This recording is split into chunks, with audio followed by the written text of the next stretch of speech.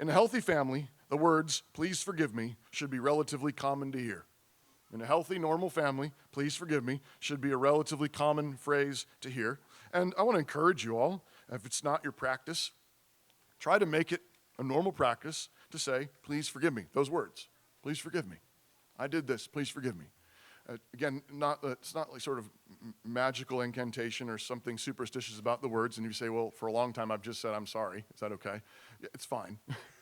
But I would just say there's something about recognizing forgiveness is that there's a transaction taking place. You're asking them to actually give you something, acknowledge something in return. Please forgive me. And that should be followed quickly by the promise, I forgive you. Those words, again, without being superstitious about it, if you say, I said I'm sorry a lot and they said it's fine, okay, well, as long as the sin was really put away, as long as there was reconciliation, don't sweat it. But I think there is something glorious about actually describing the transaction in those particular words. Please forgive me. You know that I want you to acknowledge that debt has been paid. I do acknowledge the debt has been paid. I forgive you. Just as glorious.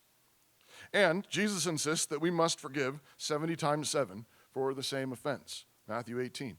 Right? How many times shall I forgive my brother who comes and sins against me? 7 times? 7 seems pretty good. It's a good Bible number. Jesus says 70 times 7.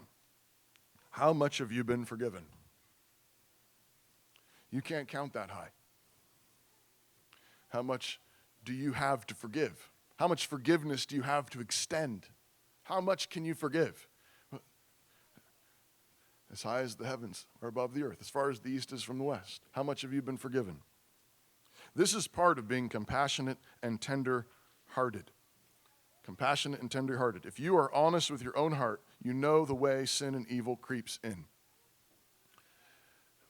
It should be a really, really strange phrase to hear in a Christian home. How could you? I get the human instinct. How could you do that? I get it. But it also should be a really weird thing to say. You look in your own heart, put a mirror up to your heart, look at your heart. You know the answer. How could you sin? Easy. What do you mean? Easy peasy. And even where God is in his kindness held you back, and God in his kindness has restrained you, and God in his kindness has put these firewalls up, you know your heart. You know your heart, and you say, yeah, I'm just bonking into that fence. If God hadn't held me back, but for the grace of God, I'm gone. God in his kindness, God in his mercy. So how does that then teach you to be with others? Tender-hearted. Compassionate. How could you do? I know. It doesn't mean it doesn't mean you don't care about it. It doesn't mean you don't deal with it. It doesn't mean you don't instruct and so on, but you're tender. You're compassionate. You know how these things happen. You understand sin. You know how much you have been forgiven. You know how much you've been forgiven. As Jesus says, whoever is forgiven little will love very little. Whoever is forgiven little will love very little, but whoever knows they have been forgiven much will love much. Where does that tenderness come from? Where does that kindness come from in a home, in a family, in a marriage? It comes from knowing that you have been forgiven so much.